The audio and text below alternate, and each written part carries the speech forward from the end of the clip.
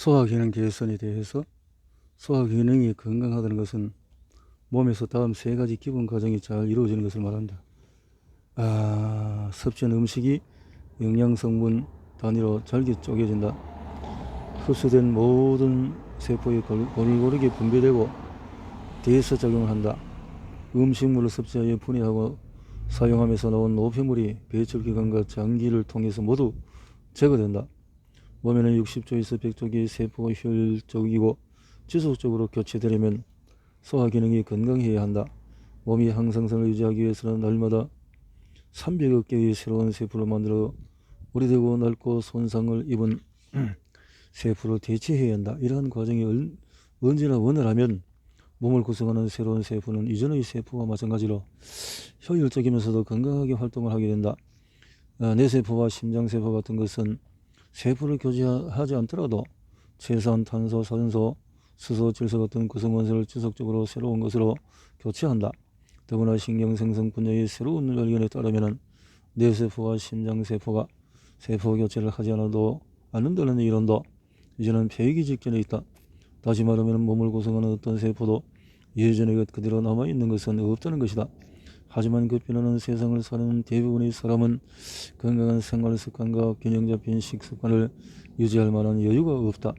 그 결과로 세포나 구성원소의 정상적인 교체가 더 이상 완벽하고 효율적으로 일어나지 않는다.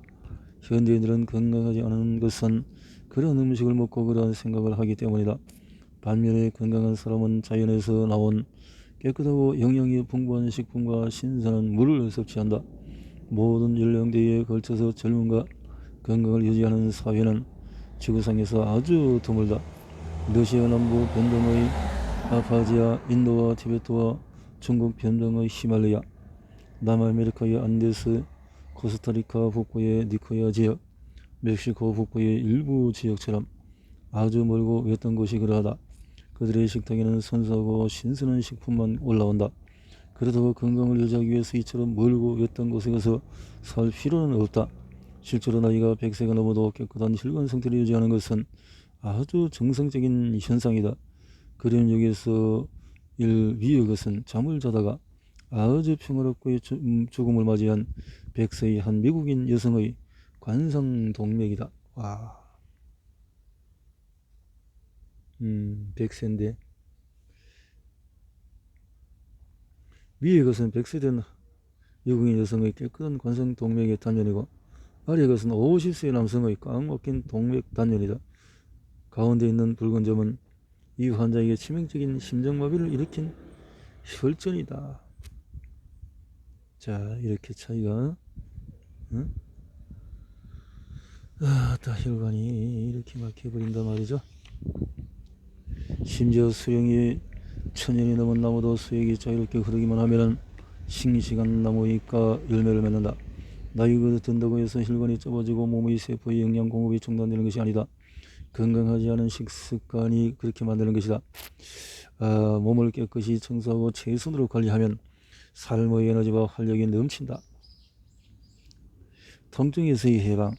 통증은 몸에 어떤 문제가 있거나 제대로 작동하지 않은 장기, 기관, 근육, 관절 등에 있다는 사실과 몸이 그것을 고치고 있음을 나타내는 신호다. 통증 자체는 질병이 아니다. 그것은 비정상적인 상황이 발생했을 때 적절한 면역 반응이 일어나고 있음을 알려주는 것이다. 여기서 말하는 비정상적인 상황이란 림프관이나 혈관이 막히거나 노폐물이 쌓이는 것을 말한다.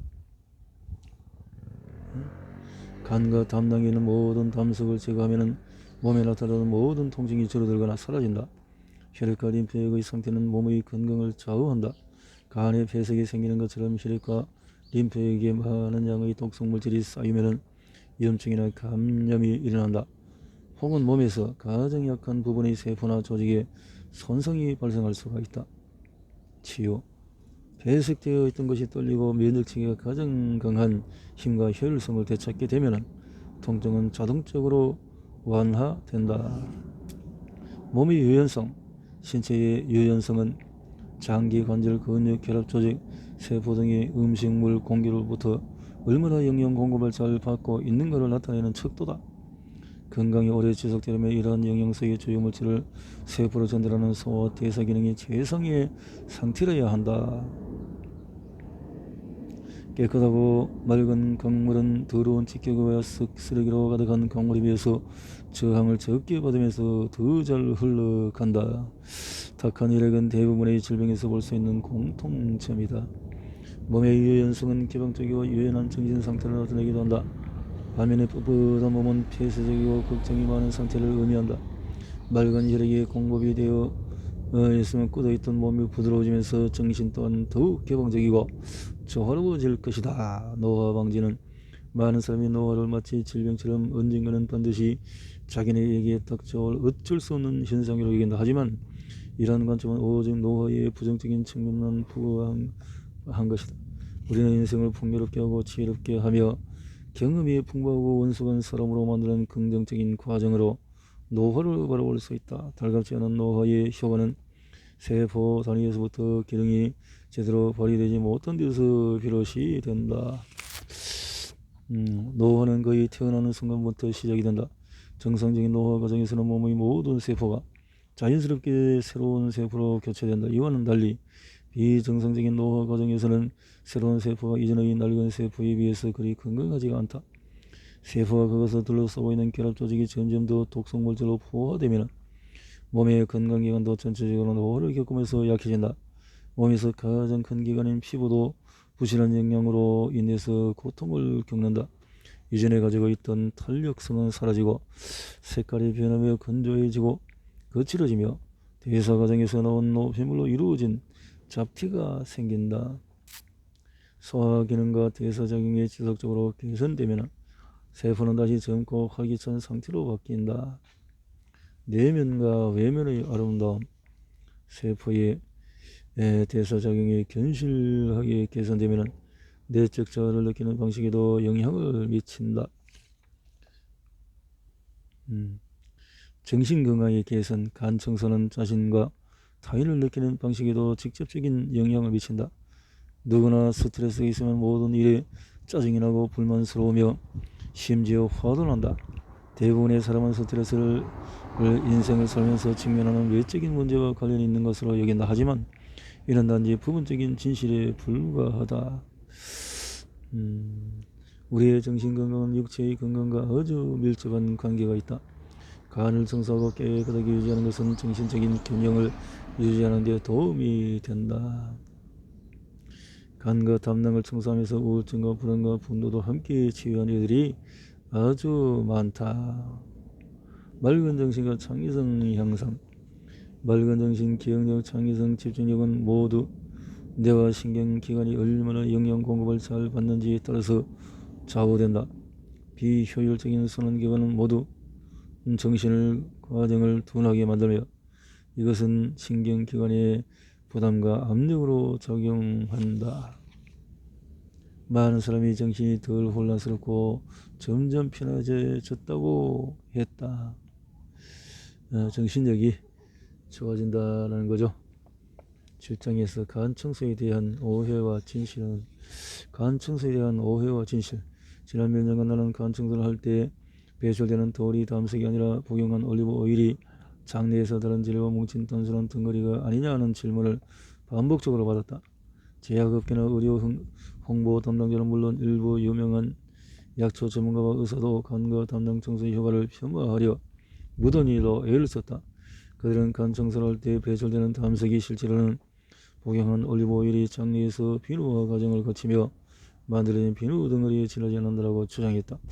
가장 노골적으로 비난하는 단체를 들면은 커크워치이다.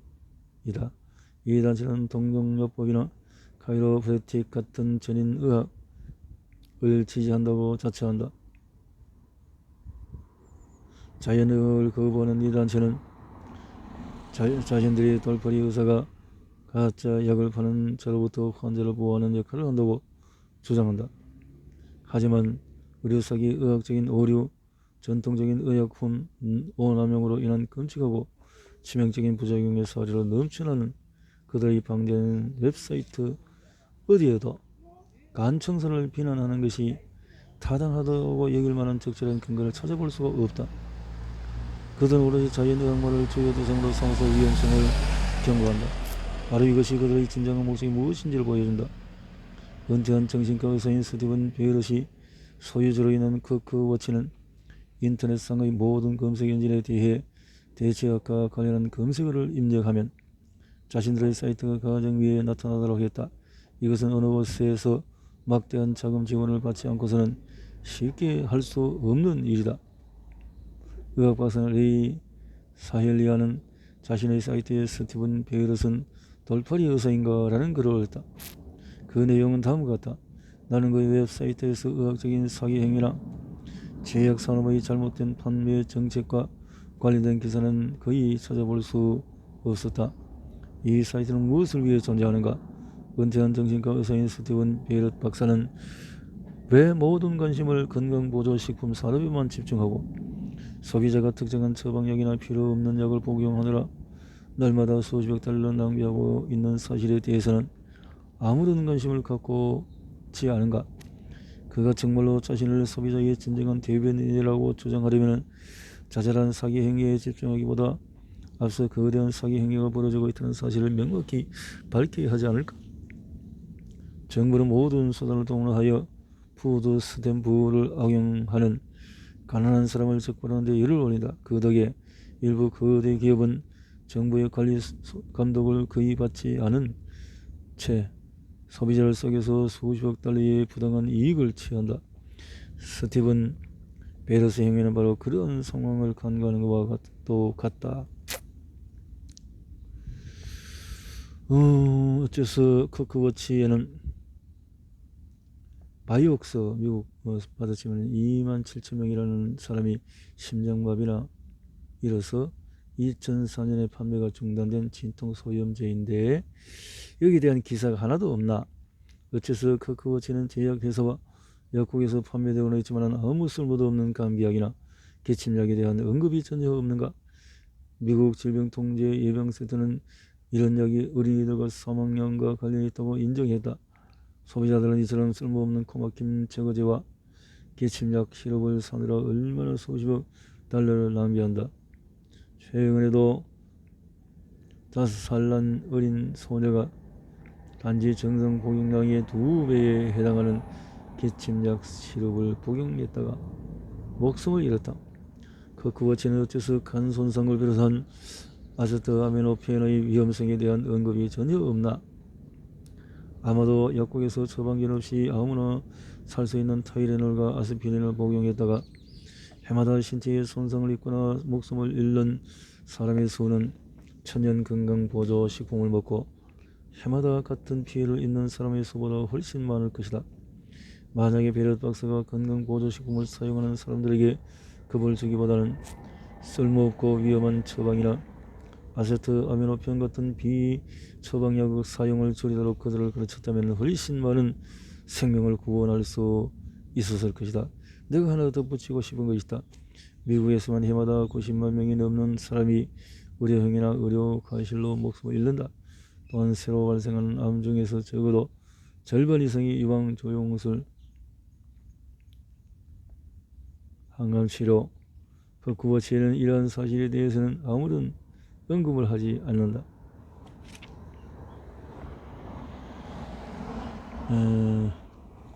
실제로 감과 담낭 폐색은 사망의 주요 원인이다.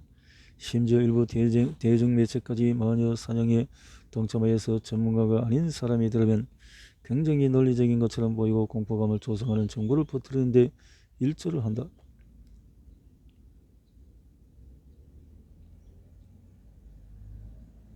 많은 의사는 담낭절제 수술이 반드시 필요하다고 설명했음에도 불구하고 여러 차례 간과 담낭을 청소한 환자가 그런 권고를 거부하자 단단히 화가 나 있다.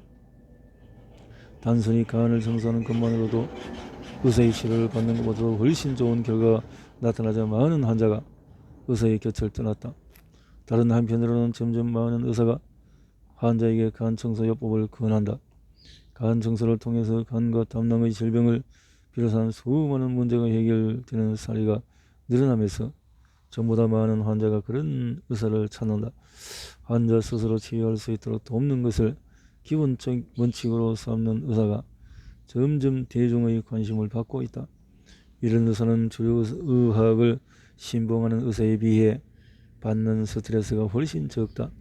그들은 자신의 환자가 간 청소를 한 이후에 건강 상태가 개선된 사실을 잘 안다. 또한 간 청소를 반대하는 진영에서 하는 말이나 제약회사와 의료계의 지원을 받는 매체의 기사나 분난 동료 의사의 주장에 쉽게 현혹되지 않는다. 올리브오일이 감귤류 주스와 섞이면 간 청소를 할 때 배출되는 담석처럼 비교적 단단하고 치밀하면서 반들반들한 덩어리로 엉겨 붙을 수가 없다. 간을 청소하면서 이 두 가지 재료를 섞어서 사용해 본 사람이라면 쉽게 이 사실을 알 수가 있다. 비누화에 필요한 다른 화학 물질도 전혀 없는 상태에서 위장관을 통과하여서 내려가는 그 짧은 시간에 올리브오일이 몸 안에서 비누화되는 것은 불가능하다. 비어있는 상태의 위장에 있는 소량의 염산은 오일이나 지방을 굳게 만드는 효과가 전혀 없다. 단백질은 미역에 의해서 소화되고 지방과 오일은 담즙과 담즙염에 의해서 소화된다. 지방이나 오일이 비누화 과정을 거쳐서 고체 상태가 되려면 잿물이 있어야 한다. 잿물은 우식성이 강한 알칼리성 액체로 일반적으로 수산화 나트륨 또 수산화 칼륨 등으로 알려져 있다. 이것은 매우 독성이 강하여 인체에 치명적인 손상을 주거나 생명을 앗아갈 수도 있다. 지방을 비누화하려면 잿물이 필요하고 간 청소를 하는 과정에서 잿물을 복용하지 않으므로 몸이 스스로 올리브오일 결석을 만들어낼 수 있는 방법은 없다. 뿐만 아니라 간 청소를 할 때에 일반적으로 배출되는 것처럼 초록색, 베이지색, 노란색, 갈색, 검은색, 붉은색 등 다양한 색을 가진 결석을 만들어내는 것은 도저히 불가능하다. 피터 모라는 커크워치에서 게재한 글에서 란셋이 지지하는 기사를 발표한 이후에 실린 반론 기사를 인용했다. 잘 알려지지 않은 몇몇 과학자가 쓴 이 반론 기사는 참고자료도 없고 진짜 과학자는 들어본 적도 없는 한 의심스러운 실험의 결과물이 간 청소 시 나온 것과 동일하다고 주장했다. 이들 사이비 과학자의 주장은 다음과 같다. 실험 결과 올리브오일의 주성분의 올레산을 같은 부피의 레몬주스와 섞은 다음에 여기에 소량의 수산화 칼륨 용액을 첨가하면 반고체 상태의 하얀고슬이 만들어진다는 사실이 밝혀졌다. 이것을 상온에서 건조하면 상당히 단단하게 굳는다. 따라서 우리는 간 청소를 할 때 배출되는 초록색 결석이 위장의 지방 분해의 효소인 리파제가 올리브오일을 구성하는 성분인 트리아실글리세롤에 작용하여 카복실산조 올리산 중합체를 만들어낸 결과물이라고 본다.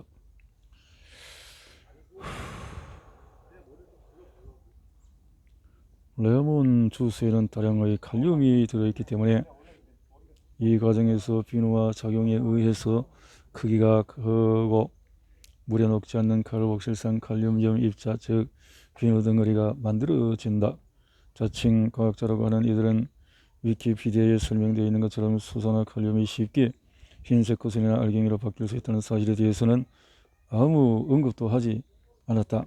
수산화 칼륨 알갱이나 덩어리가 만들어진 데는 올리브오일이나 레몬주스가 필요 없다는 말이다. 게다가 수산화 칼륨은 부식성이 매우 강하고 레몬에 들어있는 구연산이나 지방산 같은 산에 잘 반응한다. 많은 사람이 알칼리 건전지에 수산화 칼륨 용액이 새어나온 것을 본 적이 있을 것이다. 이렇게 실험실에서 만들어진 단단하고 하얀 알갱이가 신기하게도 몸 안에서 부드럽게 반들반들하며 밝은 초록색을 띤 콜레스테롤 담색이 되었다고 하는 것은 그저 우스울 따름이다.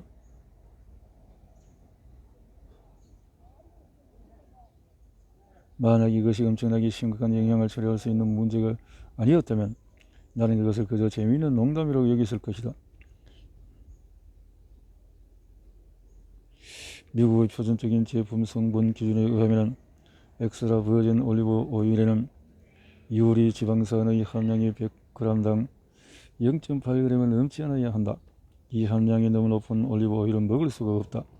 실험실에서 100% 올레산을 가지고 한 실험은 겨우 1%도 안 되는 유리 올레산이 들어있는 올리브 오일을 단지 2분의 1컵 복용했을 때 나타나는 현상과 전혀 유사한 점이 없다. 이렇게 적은 양의 올레산이 수백 개의 초록색 올리브 오일 비누 덩어리가 되는 것은 기적이 일어나지 않는 한 불가능하다. 이것은 결코 과학적이라고 할 수가 없다. 내가 아는 한 유리 지방산의 농도가 적어도 100% 이상이어서 비누를 만들 때 사용할 수 있고 먹을 수는 없는 올리브 오일을 이용하여 간 청소를 하는 사람은 아무도 없다. 설령 정기적인 간 청소를 할 때 복용하는 올리브 오일이 비누로 바뀔 수 있다 치더라도 이때의 올리브 오일은 좁쌀만한 비누 덩어리조차도 만들어낼 수 없을 만큼 유리 지방산이 들어있지 않다. 그러니 간 청소를 하면서 원두콩만 한 것부터 밤콩만 한 것까지 다양한 크기의 비누 덩어리를 수백 개 혹은 수천 개를 만들어낸다는 것은 어불성설이다.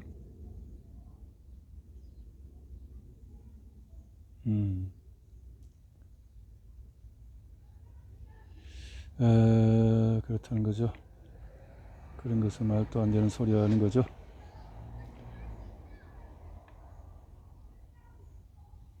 어불성설이다. 이렇게 다양한 색깔, 붉은색, 초록색, 흰색, 노란색 다양하게 나타나는 것은 그렇게 되는 것이 아니라는 거죠.